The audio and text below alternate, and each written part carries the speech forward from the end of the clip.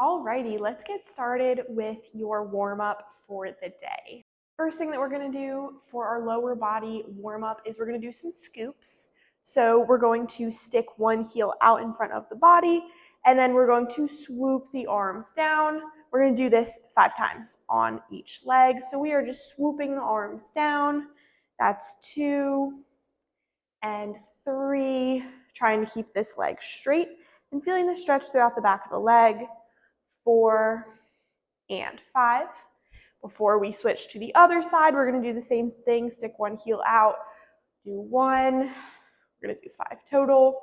2, 3, 4, and 5. To come to the floor into a tabletop position. So on the hands and knees, you are more than welcome to grab a little exercise mat to put underneath you if that would be more comfortable. And from here, we're going to come onto the hands and knees with the wrists right underneath the shoulders and the knees right underneath the hips. From here, what we're going to do is try to bring one foot up. So we're going to bring one foot up to be right next to the hands. Try to get as close to this as you can. It might not be right up next to your hands. And then we're just going to kind of lean into that foot. We're going to lean onto that side of the body, just trying to get some stretching here in this hip. And then to make it a little bit more challenging, if you'd like to make that stretch a little bit harder, you can bring one hand up and open it up to face that knee that is up next to your hands. We're going to do 3 rotations here, keeping the core nice and tight the whole time. And 3. And then we're going to bring this foot down and switch to the other side. So bringing the other foot up to the hands. I'm going to lean into this knee ever so slightly, just trying to get a stretch throughout the hips. And then I'm going to do the same rotation 3 times on this side. So rotating my chest to now face that knee that is up by my hands. And 2 and 3. There we go. Coming back into the tabletop position.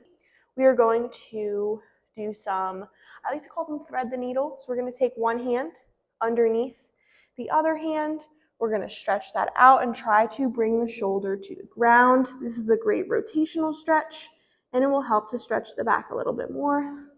Coming back up, rotating again. We're going to do a total of 3 here. Coming back up, rotating one last time. There we go.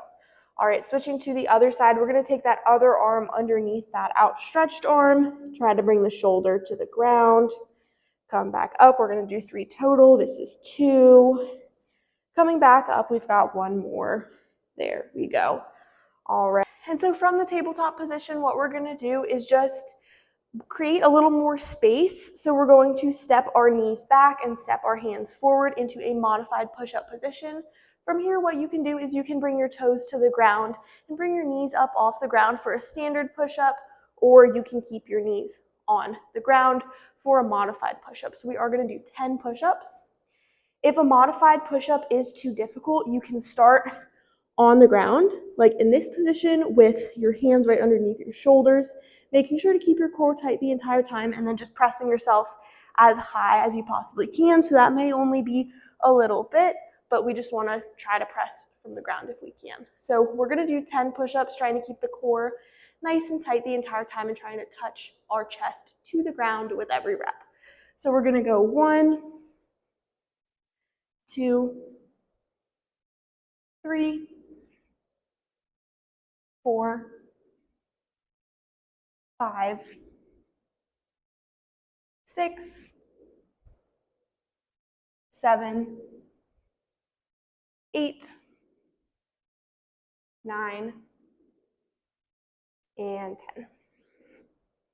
There we go. And if 10 is too difficult at this time, you can always try to just do as many as you can right now and then try to add on 1 push-up every session. All right, now that we are up from this tabletop position, we're going to do some body weight squats. So I'm going to have you step your feet a little bit wider than shoulder width apart, and we're going to point the toes out slightly. From here, we're going to make sure our shoulders stay pinned back, chest is tall and proud, and we are contracting our core, keeping that nice and tight so that if someone were to come and slap you in the stomach, it wouldn't hurt because you're contracting your core. From here, we are going to break at the hips, the same time that we bend the knees, coming down into an air squat, trying to have our thighs parallel to the ground, and then standing up. So I'm going to turn to the side and do the same thing. My feet are in that same position, a little bit wider than shoulder width apart, toes slightly pointed out. My shoulders are back, chest is up, and my core is tight. I'm going to break at the hips at the same time that I bend my knees, coming down into an air squat, trying to have my thighs parallel to the ground, and then standing up. We're going to go ahead and do 10 of these together. One last thing, you want to make sure that your knees are going over your toes. So if your toes are pointing in this direction, you want your knees to also point in this direction. If your toes are pointing in this direction, you do not want your knees to be going in or out. So we're going to go ahead and do 10 air squats together. 1, 2, 3, 4, 5, 6, 7, 8, 9, and 10. All right, and that concludes our warm-up. I hope you have a great workout.